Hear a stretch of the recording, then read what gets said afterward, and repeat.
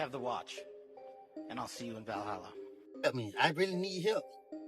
Pooh Shiesty did all that time in jail, in the Fed. Man, shoot. Boy, them feds, mean as a motherfucker. Take it to daddy. He didn't tell nobody but the law.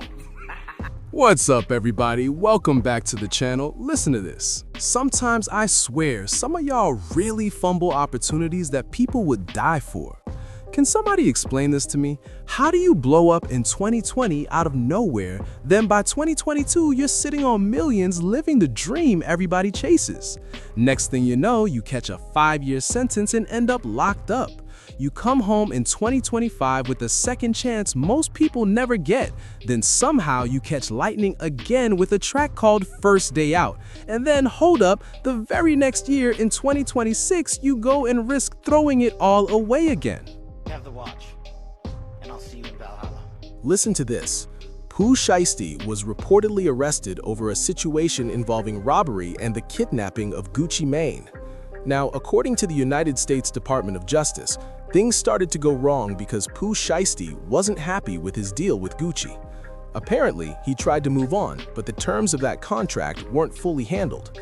So instead of playing it smart, hold up, Pooh Shiesty basically said, "Forget it. I'm taking this to the streets." He then reached out to his father and pulled together about 10 more guys to make a move down to Dallas. And the way they all piled into that car, no joke, it was like they were heading to a whole basketball tournament or something. Texas, thank you for coming. This week, 9 individuals, including well-known musical artists, kidnapped and robbed at gunpoint numerous victims at a music studio in Dallas, Texas. 8 of the 9 were arrested yesterday in Dallas, Memphis, and Nashville.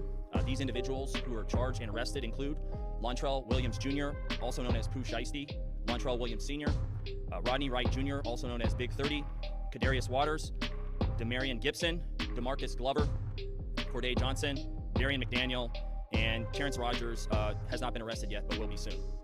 The complaint alleges that on January 10th of this year, 3 music industry professionals traveled to Dallas for a scheduled business meeting. Lontrell Williams Jr. arranged this meeting purportedly to discuss the terms of his recording contract with one of the victims. As alleged, once these 3 men were inside the recording studio, Williams Jr. and 8 co-conspirators, several of whom traveled from Memphis, Tennessee, executed a coordinated armed takeover. As alleged, Williams Jr. produced an AK-style pistol and forced one of the victims to sign a release from the recording contract at gunpoint. The remaining conspirators displayed firearms and robbed the other victims of Rolex watches, jewelry, cash, and other high-value items. One of the victims was actually choked by one of the defendants to the point of near unconsciousness.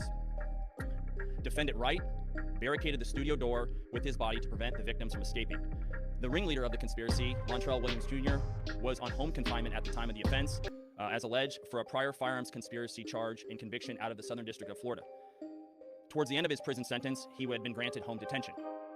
Part of the terms of his home detention were that he would not commit another federal offense or possess a firearm.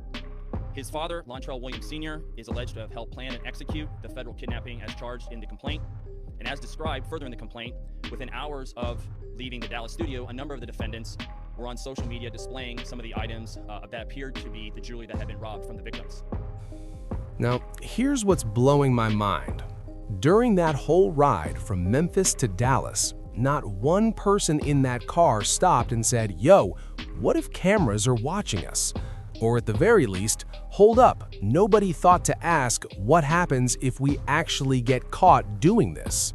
Evidence, just some, establishing the defendant's roles in the federal offense. This is as follows. Electronic monitoring data placing Williams Jr. at the offense location, which would put him in violation of his home detention conditions. Cell phone records and license plate reader data corroborating the coordinated travel of multiple defendants from Memphis, Tennessee to Dallas. Rental car records confirming Williams Sr. rented a vehicle that was used by the group. Surveillance footage from the offense location, a nearby office supply store, and a hotel where several of the defendants stayed following the offense. Fingerprint evidence as well that was recovered from the crime scene, matching at least 2 of the defendants.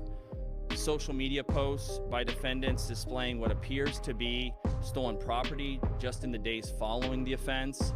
Greyhound bus records confirming the travel of multiple defendants from Dallas to Memphis the day after the offense. Now, the part that really has me shook, Pooh Shiesty. Listen, you just got out of prison. You got the cars, the women, everything most people only dream about. Hold up, seriously, aren't you into the finer things? Don't you like women, attention, all the perks that come with freedom? Don't you enjoy being able to hit up anyone you want anytime just to have some fun? So why? Tell me this. What is it about prison, getting locked up and hanging with nothing but men that you find so appealing? Now, as expected, a lot of people are chiming in reacting to this wild news. Lil Woody actually dropped a very interesting perspective on it. Here's exactly what he had to say about the whole situation. I really need help. Pooh Shiesty did all that time in jail, in the feds. He around people that have unbelievable cases where it show how far the feds willing to go. Pooh Shiesty came home, y'all, and made the first day out, they sent him right back to jail. Pride and ego is our main enemy. That's why I call myself Wooded versus Wooded. I have to fight myself every day to not let these suckers trick me back in jail. To not let these suckers trick me away from my kids and take my life. That young nigga came home, bro, and did NBA YoungBoy numbers. First song he put out, they said he was gonna flop. That young nigga went to the top. He had all the cars, the lifestyle, everything he dreamed of having. But he didn't change his mindset. Look what the boy did. The boy done went and did some stupid shit. Caused him to go back to jail. Listen, young man, we our own enemy. The shit stopped when we change our mindset. Man, we ain't gotta fake an image no more. We did what these niggas wish they can do. We ain't gotta keep doing it. That's why I say these niggas play the game till they lose. You gotta know when to get out of it, bro. You gotta know when to say, okay, this is it. Cause they all love you, they gas you on. And when they fucking putting fucking handcuffs on you, and you come to the realization that this shit is real, now y'all wonder why Woody walk the way he walk and talk the way he talk. Nigga, the feds are real.